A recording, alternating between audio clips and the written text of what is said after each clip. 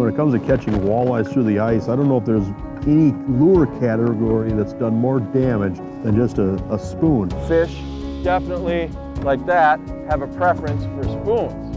Macho minnow spoon. Bleach flutter spoon, that's been on fire here the last couple of years. Tingler spoon, baby. I always try all the new baits and play around with them, but usually I just end up back with a 1/4 ounce buckshot rattle spoon. It's just been around forever, proven, and I've caught thousands of walleyes on these things. And there's all kinds of different brass and lead spoons. They come in a lot of different shapes and sizes. Just an endless variety of colors, an endless variety of shapes, weights. But the big thing, regardless of what kind of spoon you're using, is you really have to gauge the attitude of that fish. Usually this is when a fish is gonna come in. I do a lot of just shaking with the spoon. That spoon comes up, makes 1 or 2 tumbles, hangs straight. Maybe try banging it into the bottom, kick up some mud. When you're not marking fish, don't be afraid to fish extremely aggressive. Get good with jigging, and that will make you a better spoon angler. It'll make you a better walleye guy. It'll make you a better ice fisherman across the board.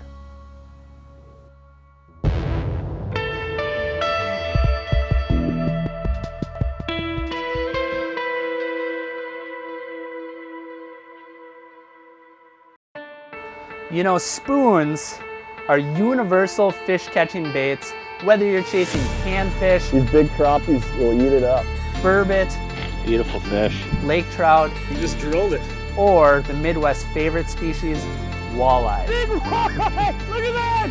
In this episode, we're going to be talking to some of the best spoon fishermen on ice. Jason Mitchell, Big moose find fish, the small moose catch fish. Brad Hawthorne, If you drill 10 holes and you don't mark a fish, move. Jeff Gustafson, The buckshot strikes again. and we're going to get into some of the finer points of catching fish on spoons.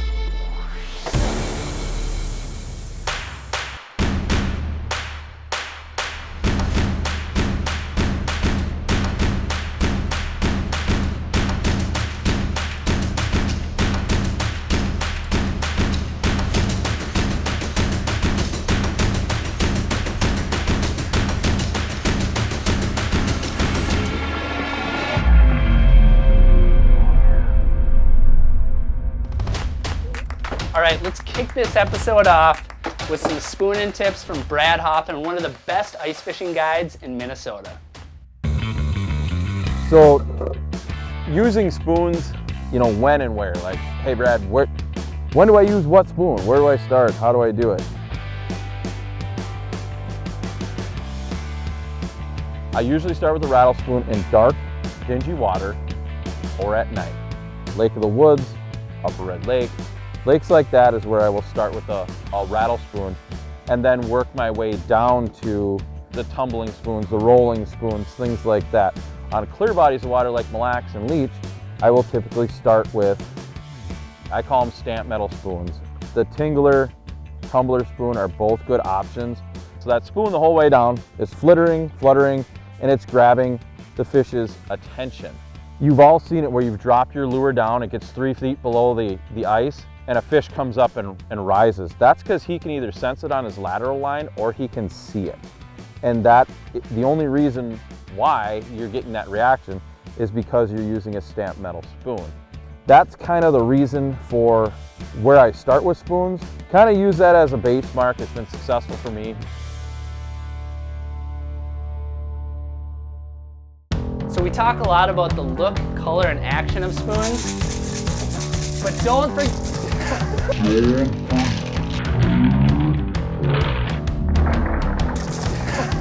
forget about noise.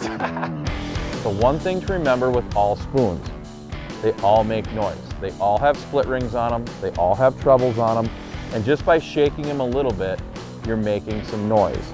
I do a lot of just shaking with the spoon. I usually don't get right on the bottom with it, you know, maybe 1.5 feet or 2 feet off the bottom, and I just do a lot of shaking. There we go. There's a nice eater walleye.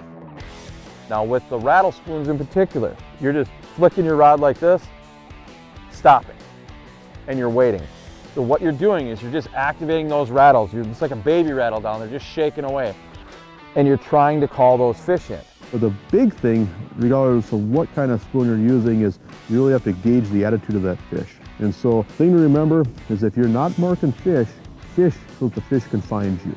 Now, if I go for any period of time and you haven't, seen any fish around on the screen, there might be fish that are swimming by 10, 15, 20, 25 feet away in some real clear fisheries. And so fish, when you're not marking fish, don't be afraid to fish extremely aggressive. A lot of times I'm really pounding, I'm smacking that lure, I'm trying to bring fish into me. maybe try banging it into the bottom, kick up some mud. So a lot of different ways you can work spoons, but trust and read your electronics. Learn how to see fish in your bottom signal itself, because that's the edge of your cone angle, and how fish respond on the edge of your cone angle is crucial. I got a really nice mark. So see, I'm sort of trying to work them up. So when you're fishing really aggressively and those fish are coming in hot and they don't stop or stall on the edge of the cone angle and they keep coming aggressive, then you know not to change, you know to just keep pushing and build that momentum up.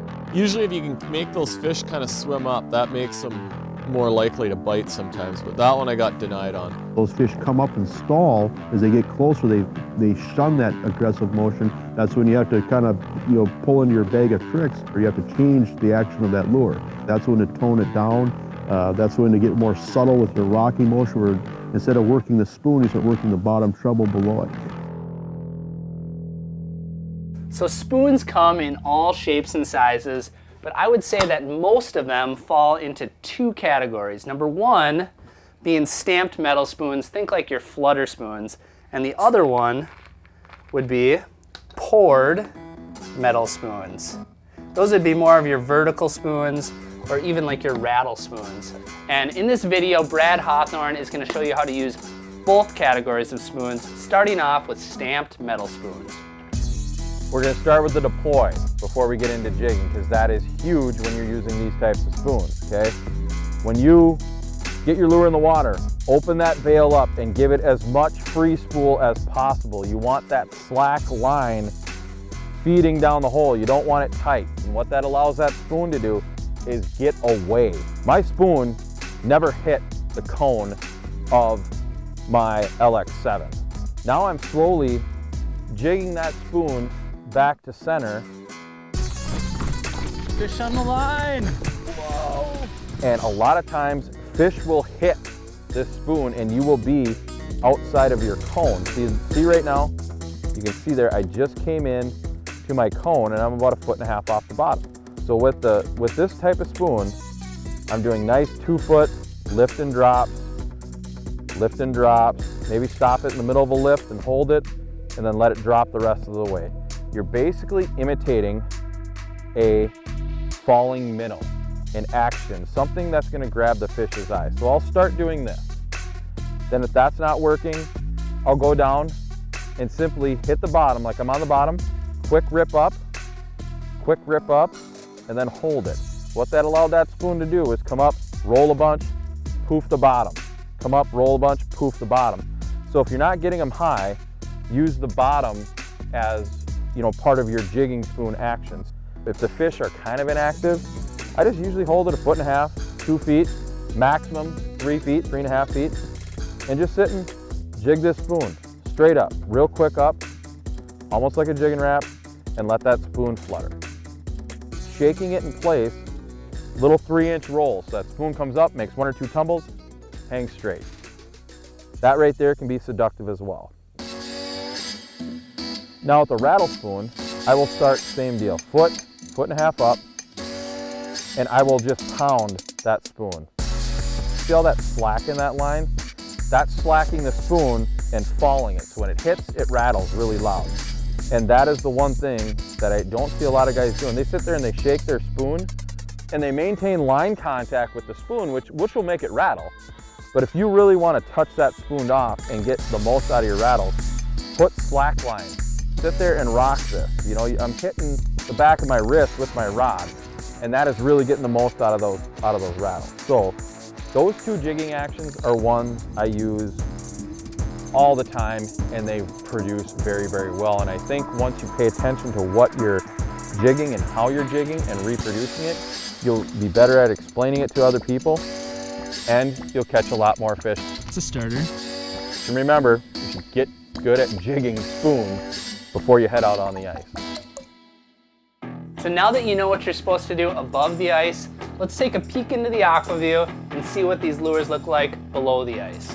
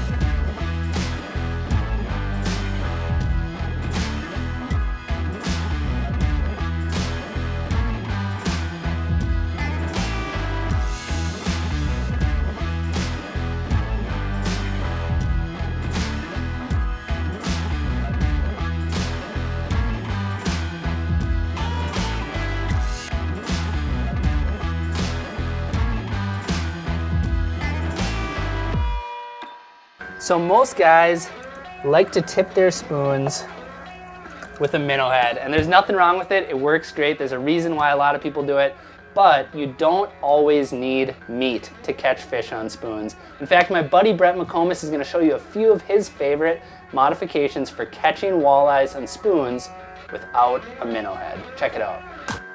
So hands down, the most popular ice fishing lure out there, and for good reason, jigging spoons. There's tons of different options. It's super versatile, can be fished in many different ways.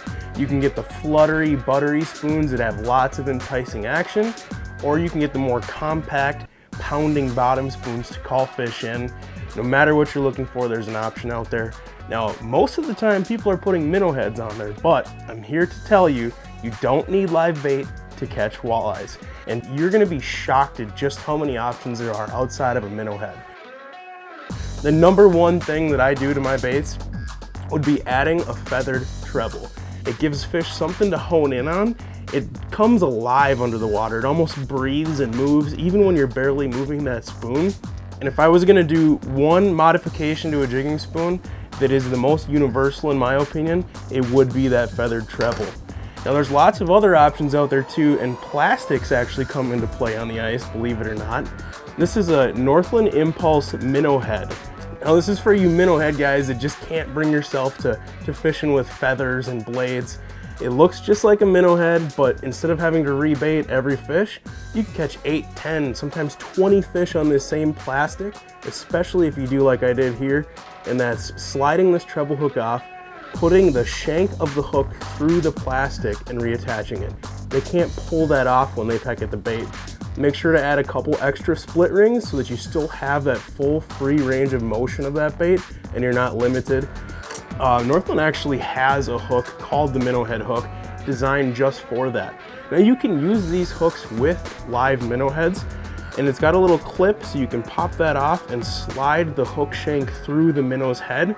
And then instead of catching 1 fish per minnow head, maybe you catch 3, 4, 5, 6. But if you use that for plastics, you can fish all day with that same bait. So feathered trebles, plastics. There's also some options for darker water when you want a little more glow out of your bait. I'm gonna add something like a VMC epoxy treble here. It's got that little glow Again, something for them to focus on, adds more movement, but in stained water or low light conditions, more glow, more better. If they can see it, they're gonna eat it. Another option, brand new this year, VMC bladed hybrid treble. Super excited to get this on the ice. We've been using it all summer, all fall, and killing the fish on it. It's got a built-in blade on a swivel, and man, imagine if you're lake trout fishing and that bait is dropping down and you got fish chasing it and you've got that tiny little blade screaming past them. But same goes for you walleye fishermen. If you're slowing things down and wagging that, just gonna add that shimmer, that shine. It's gonna close the deal. Likewise, you can add a little Wyoming blade to your split ring. You can add it on the bottom to add a little knock, a little vibration. People play with putting them on the top split ring because then when that bait is falling down, you're gonna get a little flutter. Sometimes you get that helicopter look. It's just a different look. And all this stuff means it's gonna save you time on the water from rebaiting. The biggest thing with all of these mods, all of these tweaks, is you need to constantly keep that bait moving because you don't have that live minnow down there shimmying, trying to get away. So with all these options, it's just key to keep that bait constantly moving and you don't give them a chance to look at it and overanalyze it too much. It's a reaction bite. So use these spoon hacks and tweaks to step up your game this ice season. I think you're gonna have a lot of fun doing it and catch a ton of fish. Now I'm gonna send it over to Nick because he's got a bunch of cool products you're gonna wanna check out this ice season. All right, now I got the goods for this week's cool products.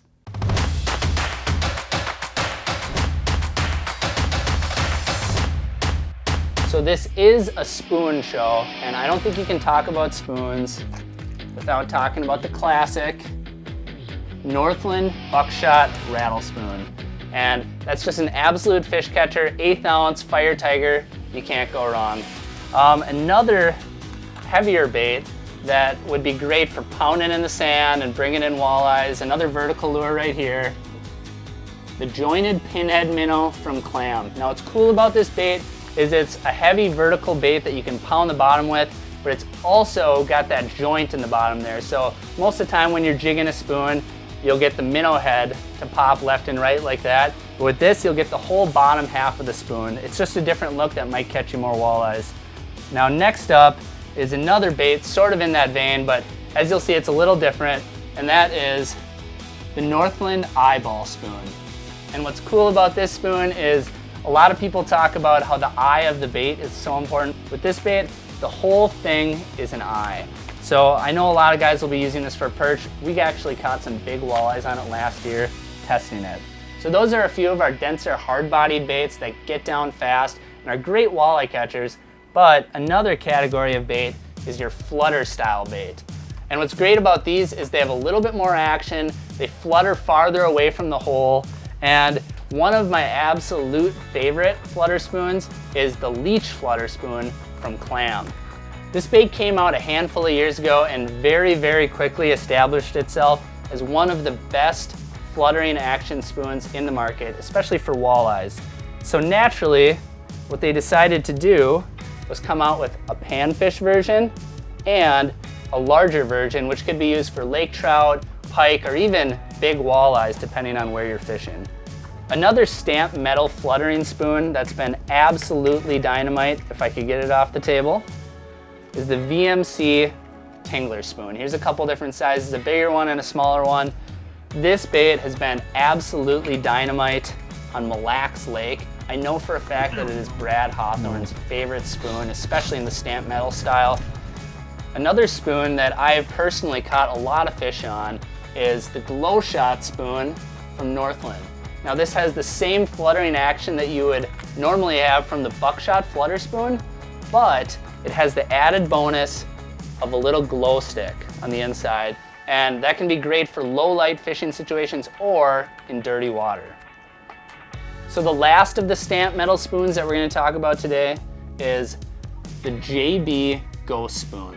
And what's cool about this spoon, as you'll see, is it has a pretty awesome fluttering action and it really snaps into it quite fast. My buddy Ty Shadeen really rocked him on this spoon when we were up in Manitoba last winter, and I know he'll probably have one tied up early ice here this year. So another category of spoons that we're going to cover down on are the ones with droppers. As you can see, this VMC rocker spoon right here is one example. And what's unique about these spoons is the fact that they have this big metal piece right here, which can get bait down in a hurry. But down on the business end, it has a nice finesse setup connected by a dropper right here. So this is a great delivery system when you're targeting crappies in deep water, perch in deep water, and it's one of the absolute best systems for targeting whitefish and tulipy. Another great option in this category of spoons is the Drop Chain Castmaster from Acme.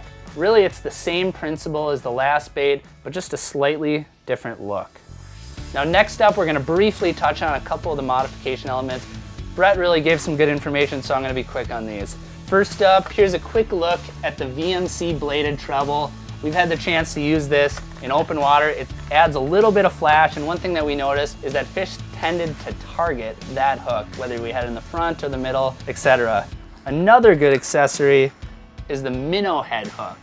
And what's cool about this, it's easy to snap the hook off, put a minnow head on there, put a plastic, and that's gonna make your bait go a lot longer. You can catch a lot more fish on less bait. All right, so that's a lot of tackle for you guys to look at. Now I'm gonna move on to a couple rods that we would use to deliver these spoons. First off, the Northland Haymaker.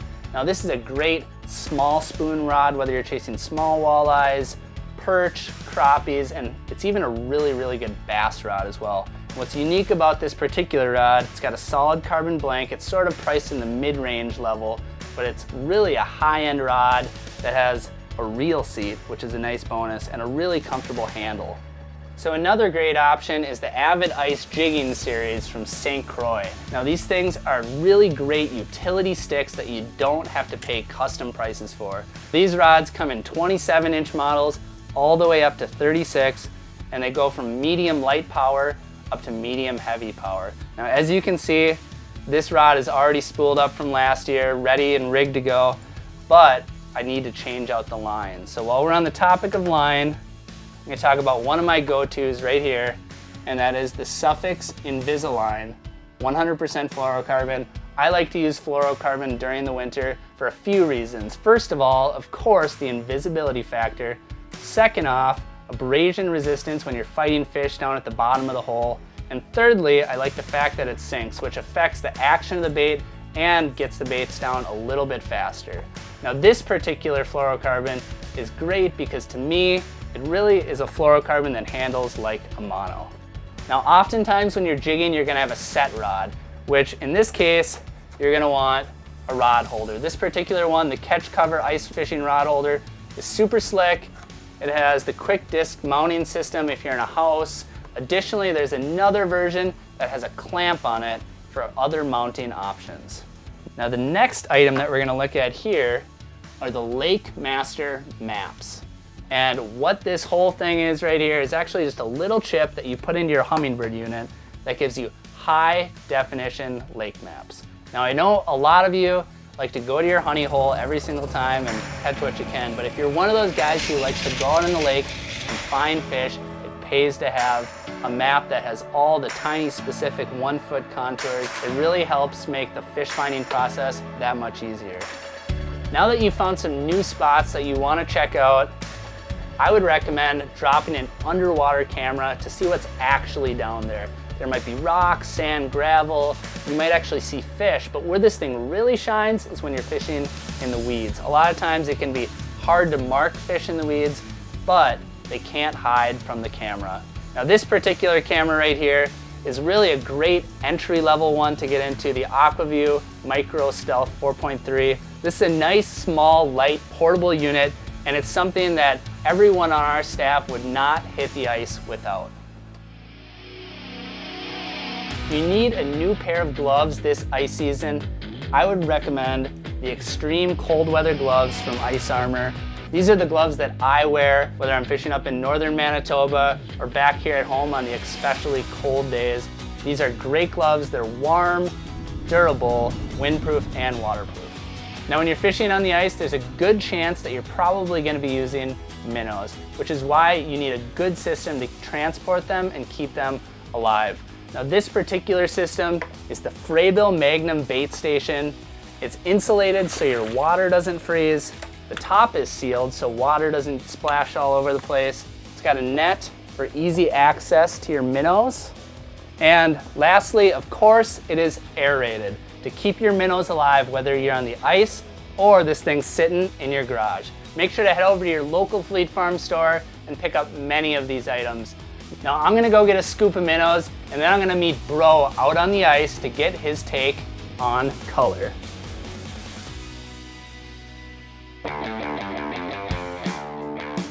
When you go ice fishing early season or late season, the best thing is to pack a bunch of different colors. I'll have fluttering spoons and I'll have buckshots, but here, this is a great color, green tiger kind of look, and then fire tiger is also a good one, but I always like to have some blue. Blue triggers bites in all species of fish. And then I'm finding out purple is another color. I really never used purple that much, but now I am. Sometimes in red, it's the hottest color that I'll have. And then of course, you gotta have gold. It doesn't matter where you fish in the world, on the ice, you gotta have gold. I cannot forget to mention Glow Red. It's got the pinkish back that glows. Tried and true. This is money in the bank, fish in the bucket right there. So most of the content we've been covering down on today has been walleye related, but just about anything will eat a spoon. Whoa, that is a toad. Got him on a spoon. Little spoon, yep. Do you like the spoon for these bigger fish? I do, because typically we're fishing deep water up here. And the spoon's nice because you're efficient getting it down to the bottom. And these big ones, if they're sitting there waiting for something to eat, you might as well just drop something down. It's gonna get their attention and they'll come over and eat it. Totally. That's a hog. Hooked up. They can have such a preference for one thing or the other. Like, ooh, nice big one. That's a Look at that. not too shabby. Perfect. I haven't caught a bass like that since October. Sweet, that was fun. Got him? You know what it is? No. You're gonna be very surprised. Walleye. It's a walleye. What did you catch him on? You got him on a tungsten? Nope, I got him on this forage minnow spoon, a blue forage. Oh, a spoon. Oh, I Spoon thought and a you... wax one. A classic whitey bait, a good crappie bait too. He had no trouble with it either, so yeah. There, see him? He's coming back in. See, it's like cat and mouse, so what do you want to do? Now he's really hot on the bait. I can probably see him. He's got to be right below there. Look at him. He's just looking at it. See him? He's just looking at it. Right there. Oh, look at that. Come here.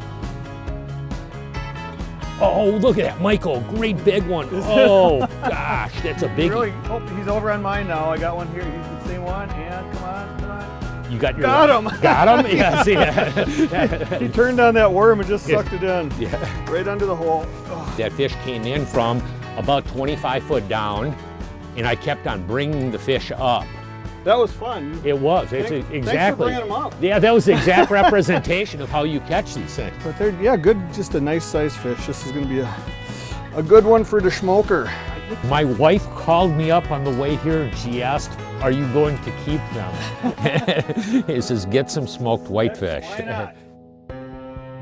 I've been smoking fish most of my life and tried many different variations, but lately I've been using a method that I call the 1/3 method, which is really down and dirty.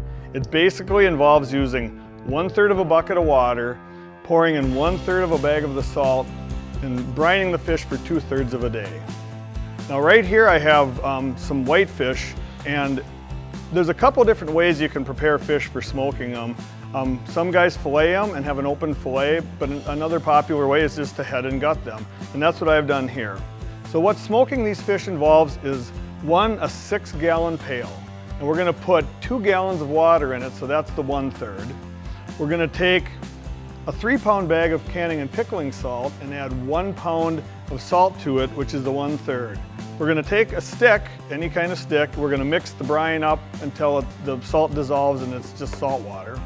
Then we're gonna add our fish into the brine, and that'll be in there for 2/3 of a day or 16 hours.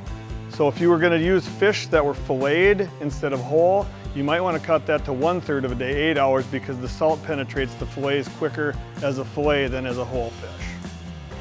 So now we got our fish in the brine, and we're gonna let it sit for 16 hours. And typically I like to keep it at a refrigerator temperature, like 38 to 42 degrees. So if you can put it in your garage or in a fridge, let it sit overnight, and we'll be ready to smoke them tomorrow. All right, there we go. All right, we've got our fish brined. We've got our smoker prepped. We're using a propane smoker, putting wood chips in the bowl down below.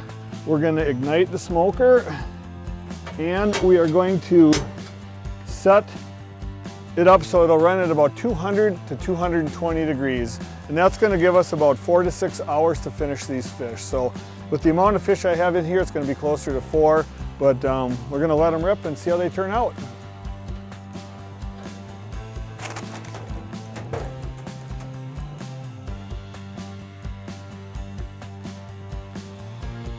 All right, our time is up. We've got 4 to 5 hours in on these fish, and let's take a look. There you go, smoked whitefish. Let's take these guys off. Done to perfection. So I want to thank all of you for watching this video, and chances are a lot of you probably already have fishable ice depending on where you live. So before I let you go, we're gonna run through a few safety items you should have with you if you're gonna be out fishing on early ice.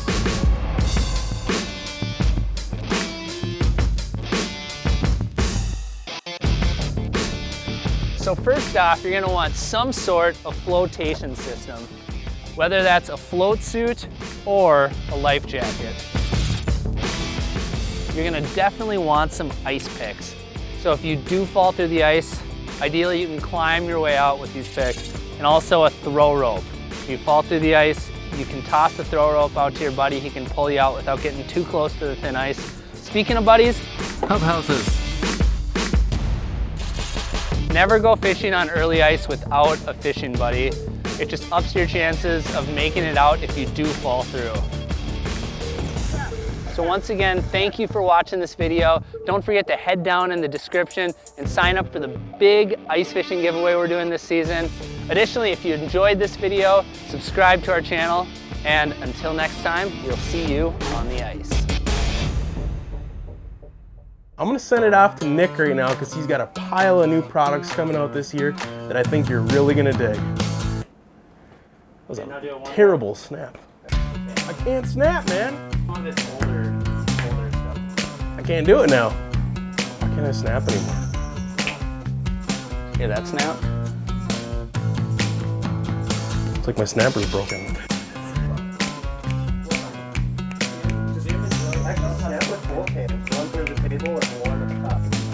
My fingers hurt. I'm so worried about my snap that I can't even finish my sentence. Can you flare your nostrils? Can't everybody flare their nostrils? I can't flare my nostrils. Can you wiggle your ears? No. At the same time? Basically corny.